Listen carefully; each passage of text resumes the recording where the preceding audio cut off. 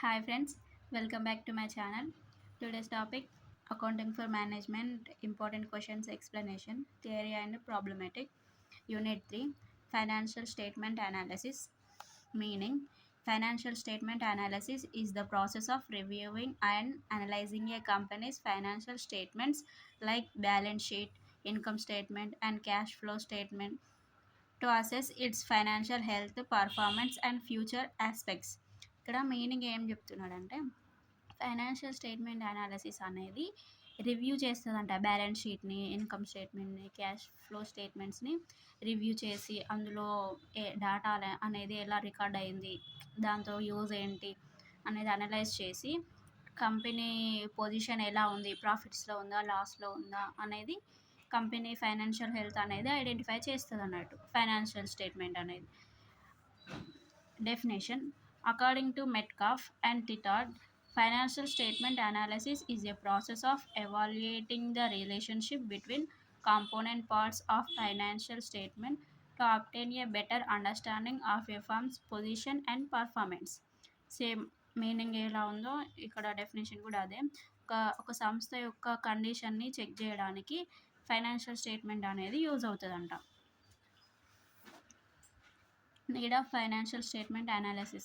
Checks if the business is making profits or not.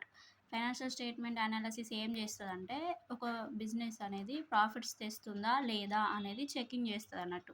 అసర్టైనింగ్ the ability of an organization to repay interest and capital on long term loans. ఏంటంటే ఇప్పుడు ఈ company అనేది long term లోన్స్ని కానీ ఆ loans మీద కట్టే interest కానీ కట్టే అంత ఎబిలిటీ ఉందా లేదా అనేది డిఫైన్ చేస్తుంది. కట్టగలుగుతుందా లేదా అనేది ముందే ఫోర్కాస్ట్ చేస్తుంది అన్నట్టు. Guide tax and operational decisions. Tax పాలసీస్కి గైడెన్స్ ఇస్తుంది ఫైనాన్షియల్ స్టేట్మెంట్ అనాలిసిస్. ఎంత ట్యాక్స్ పే చేయాలి, ఎలా చేయాలి అనేది. ఆపరేషనల్ డెసిషన్స్ అంటే డే టు డే లైఫ్లో బిజినెస్లో ఎలాంటి డెసిషన్స్ తీసుకోవాలి అనే దానికి కూడా ఫైనాన్షియల్ స్టేట్మెంట్ అనాలిసిస్ అనేది యూజ్ అవుతుందంట. Identify weak areas in the business. అంటే బిజినెస్లో ఎక్కడెక్కడైతే వీక్ అంటే ఇక్కడ మంచి కండిషన్స్ లేని దగ్గర ఆ ఏరియాస్ని ఐడెంటిఫై చేస్తుందంట. Decide if an investment will give good returns. అంటే ఇప్పుడు మనం ఒక కంపెనీలో ఇన్వెస్ట్ చేస్తాం కదా, ఇన్వెస్ట్ చేసే ముందు మనం ఫైనాన్షియల్ స్టేట్మెంట్ అనాలిసిస్ చెక్ చేస్తాం. ఆ కంపెనీ మనకి గుడ్ రిటర్న్స్ ఇవ్వగలుగుతుందా, ఒకవేళ ఇస్తుంది అనే నమ్మకం మనకుంటే మనం ఇన్వెస్ట్ చేస్తాం, లేకపోతే డ్రాప్ అవుతాం కదా. అదే help management issue shares or debentures. Management shares debentures issue చేస్తుంది కదా పబ్లిక్కి, అది ఇష్యూ చేయడంలో ఈ ఫైనాన్షియల్ స్టేట్మెంట్ అనాలిసిస్ అనేది యూజ్ అవుతుందంట. Assess ability to pay better wages. అంటే మంచి వేజెస్ ప్రొవైడ్ చేయడానికి యూజ్ అవుతుందంట. Compare with other firms or past years to judge progress. ఇప్పుడు ప్రజెంట్ ఉన్న ప్రోగ్రెస్ ఎలా ఉందో తెలుసుకోవడానికి పాస్ట్ ఇయర్స్ డేటా తోటి కంపేర్ చేస్తుందంట వేరే ఫర్మ్స్తో కానీ. అంటే ఇప్పుడు ఒక డిపార్ట్మెంట్కి ఇంకొక డిపార్ట్మెంట్కి కంపారిజన్ చేయడం, ఒక కంపెనీకి ఇంకొక కంపెనీకి కంపారిజన్ చేయడానికి ఫైనాన్షియల్ స్టేట్మెంట్ అనేది యూజ్ అవుతుందట. So these are all need of financial statement analysis. Coming to importance. First point owners. నేను షార్ట్కట్గా రాశాను, మీరు ఎలాబరేట్ చేస్తూ రాయండి ఒకవేళ క్వశ్చన్ అడిగితే. Owners know if funds are used properly and if the business is profitable.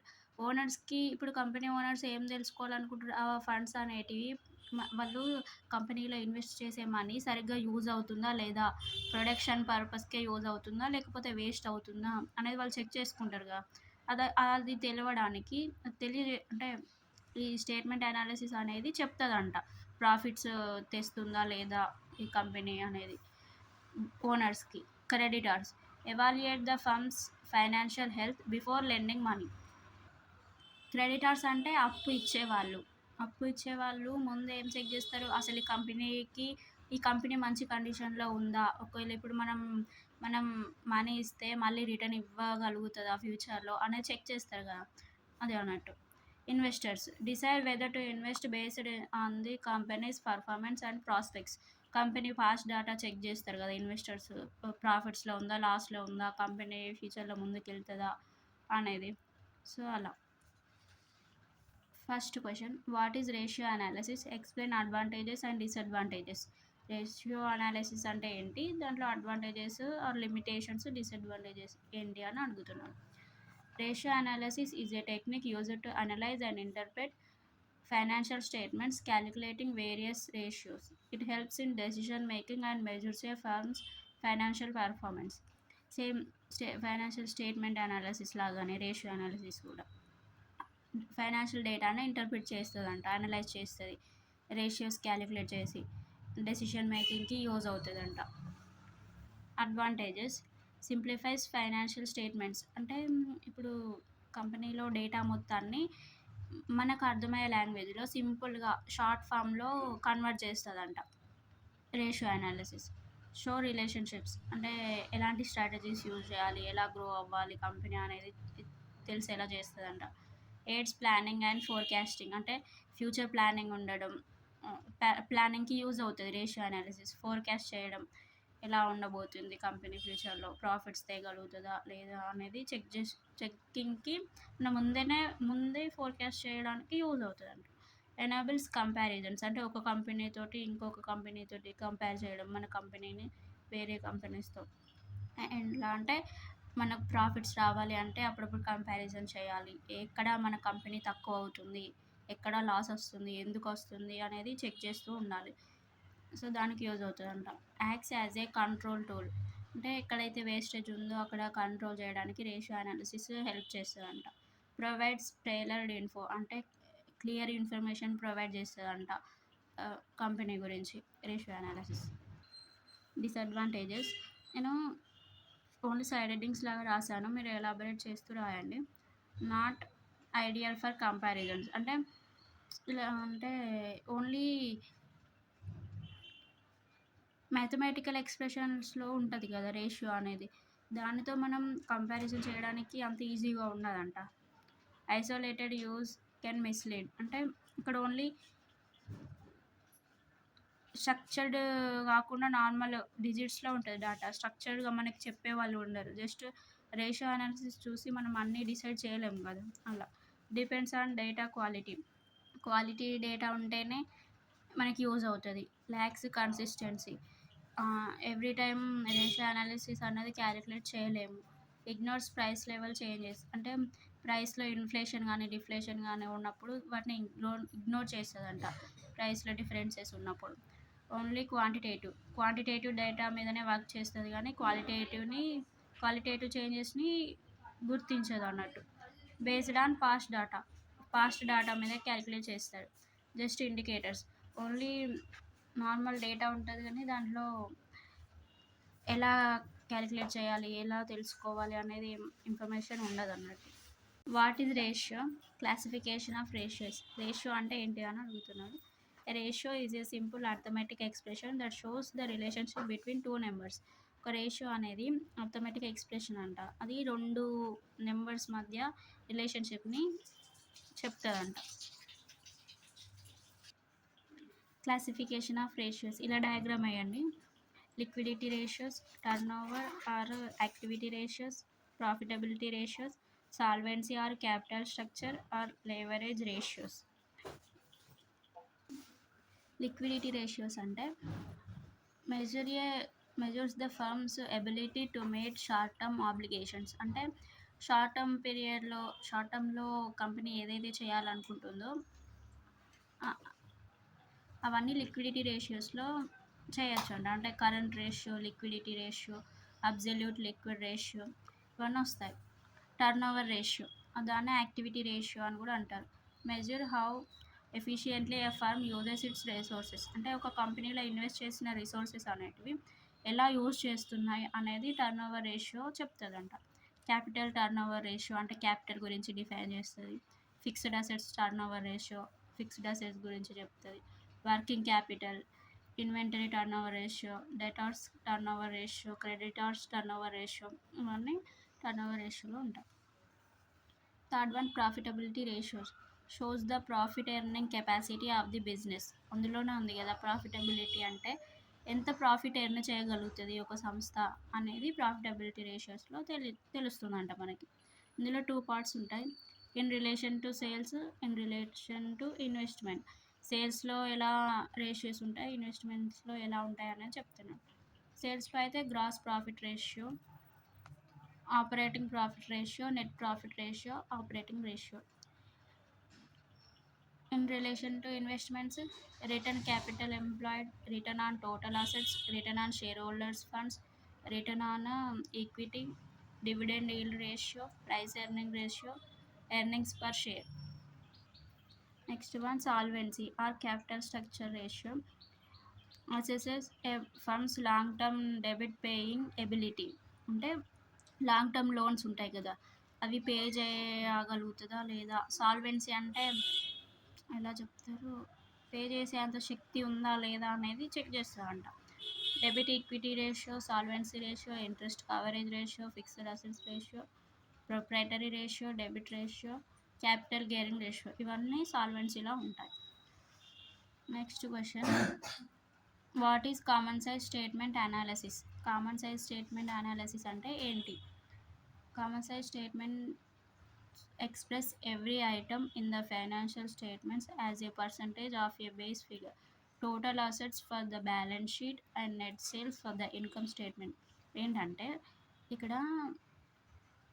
మన సేల్స్ కానీ పర్చేజెస్ కానీ లయబిలిటీస్ అసెట్స్ ఇవన్నీ పర్సంటేజ్కి కన్వర్ట్ చేయడాన్ని కామన్ సైజ్ స్టేట్మెంట్ అంటున్నారు. దాన్ని ఎలా కంప్యూట్ చేస్తారంటే, ఫస్ట్ మనం అసెట్స్, లయబిలిటీస్, సేల్స్ ఇవన్నీ 100గా ట్రీట్ చేయాలి. ఈచ్ ఐటమ్కి మనం పర్సంటేజ్ ఎలా క్యాలిక్యులేట్ చేయాలంటే, పర్సంటేజ్ ఈజ్ ఈక్వల్స్ టు ఈ ఫార్ములా రాయాలి, individual item amount by total base into 100. ఒక ఎగ్జాంపుల్ చూద్దాం. If selling expense is rupees 3 lakhs and net sales are rupees 30 lakhs, the common size percentage is expense, selling expense అనేది 3 lakhs ఉందంట, net sales అనేటివి 30 lakhs ఉన్నాయి, దానికి common size percentage ఎంత అని question అడుగుతున్నారు. ఇక్కడ ఇండివిజువల్ ఐటమ్ అమౌంట్ ఎంత, 3 lakhs అవుతుంది కదా సెల్లింగ్ ఎక్స్పెన్స్ అనేది. అదే నెట్ సేల్స్ అంటే టోటల్ సేల్స్ అవుతుంది. టోటల్ బేస్ అంటే ఇక్కడ టోటల్ సేల్స్ కిందకి వస్తుంది. So 3 lakhs by 30 lakhs into 100 చేస్తే మనకి 10% వస్తుంది. ఈ 10% అనేది కామన్ సైజ్ స్టేట్మెంట్ పర్సంటేజ్ అవుతుంది. మనం రేషియో అనాలిసిస్ మీద ప్రాబ్లమ్స్ ఒకటి చూద్దాం. From the following information, calculate liquidity ratios for the two companies and give your interpretation for the liquidity position of the companies as revealed by the ratios. First, ఇక్కడ company X, company Y అని ఇచ్చారు. Cash, debtors, inventory, bills payable, creditors, accrued expenses, tax payable. ఇందులో మనకి ముందు current assets అంటే ఏంటి, current liabilities అంటే ఏంటి తెలిసి ఉండాలి. కరెంట్ అసెట్స్ అంటే ఆల్ అసెట్స్ కరెంట్ అసెట్స్ కిందకి వస్తాయి. కరెంట్ లయబిలిటీస్ అంటే అప్పులు కంపెనీకి ఏవైతే ఉంటాయో అవన్నీ కరెంట్ లయబిలిటీస్ అవుతాయి. ఇందులో ఇప్పుడు మనం ఫైండ్ అవుట్ చేద్దాం. క్యాష్ అనేది కరెంట్ అసెట్, డెటార్స్ కూడా అసెట్ అవుతుంది, inventory asset, bills payable liability, creditors liability, accrued expenses liability, tax payable liability. ఇలా ఫైండ్ అవుట్ చేయాలి. ఫస్ట్ మనం ఫైండ్ అవుట్ చేసి ఫార్ములాస్ గుర్తుంచుకోండి. Current ratio formula, quick ratio formula and absolute liquid ratio formula. Current ratio formula వచ్చేసి current assets by current liabilities. Current assets అంటే ఏమని చెప్పుకున్నాం, అన్ని అసెట్స్ అన్ని కరెంట్ అసెట్స్ కిందకి వస్తాయి. Cash in hand, cash at bank, డేటార్స్, commission received, అలా bills receivable, ఇవన్నీ ఇన్వెంటరీ, ఇవన్నీ కరెంట్ అసెట్స్ కిందకి వస్తాయి. కరెంట్ లయబిలిటీస్ అంటే bills payable, creditors, expenses, tax payable, ఇవన్నీ కరెంట్ లయబిలిటీస్. సో ఇప్పుడు మనం కంపెనీ ఎక్స్కి వేద్దాం. క్యాష్ ఎంత, 360 ఉంది, 360 ప్లస్ డేటార్స్ 2800, ఇన్వెంటరీ 4000, ఇవన్నీ యాడ్ చేయాలి. యాడ్ చేస్తే 7160 వస్తుంది. బై మళ్ళీ ఏంటి కరెంట్ లయబిలిటీస్ అన్నాడు కదా, కరెంట్ లయబిలిటీస్ ఏంటి, బిల్స్ పేయబుల్ ఎంత 600, creditors 1600, accrued expenses 200, tax payable 1200. By ఇవన్నీ టోటల్ చేస్తే లయబిలిటీస్ అన్ని టోటల్ చేస్తే 3600 అంట. క్యాలిక్యులేట్ చేస్తే 1.99% వచ్చింది కరెంట్ రేషియో కంపెనీ ఎక్స్ది. కంపెనీ వైది చూసుకుంటే సేమ్ ఇలానే, క్యాష్, డెటార్స్, ఇన్వెంటరీ ఇవన్నీ టోటల్ చేస్తే మనకి 18,680 వచ్చింది. కంపెనీ వై కరెంట్ లయబిలిటీస్ ఏమేమి ఉన్నాయి, same bills payable, creditors, accrued expenses, tax payable ఇవన్నీ యాడ్ చేశాడు. యాడ్ చేసి బై చేస్తే 13,250 ఇవి కదా, క్యాలిక్యులేట్ చేస్తే 1.41% వస్తుంది. కరెంట్ రేషియో ఇది. కంపెనీ ఎక్స్ ఏమో 1.99, కంపెనీ వై 1.41. ఇంటర్ప్రిటేషన్ ఏం అవసరం లేదు. Next one liquid or quick ratio అడుగుతున్నాడు. క్విక్ రేషియోకి quick assets by current liabilities. Quick assets అంటే cash in hand, cash at bank అవే వస్తాయి. క్విక్ అసెట్స్ ఇక్కడ ఏమేమి ఉన్నాయి, క్యాష్ ఉన్నది, డేటార్స్ ఉంది. ఇన్వెంటరీ అసెట్స్ కావు, ఓన్లీ మనకి ఎలా అంటే మన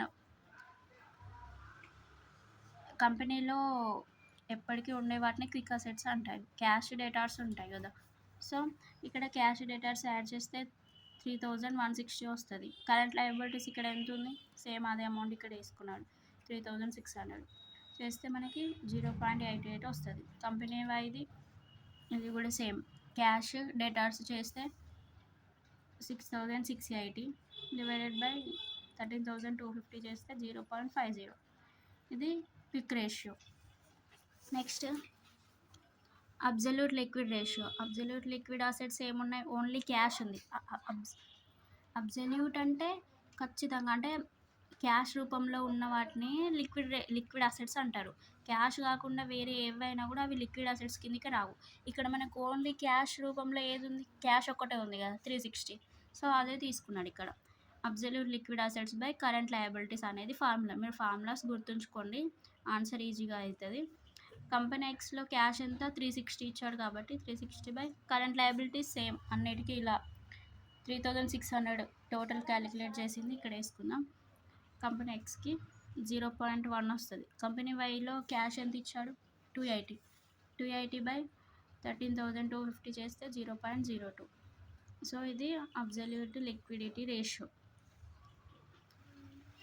okay friends, this is the problem about current ratio, quick ratio and absolute liquidity ratios.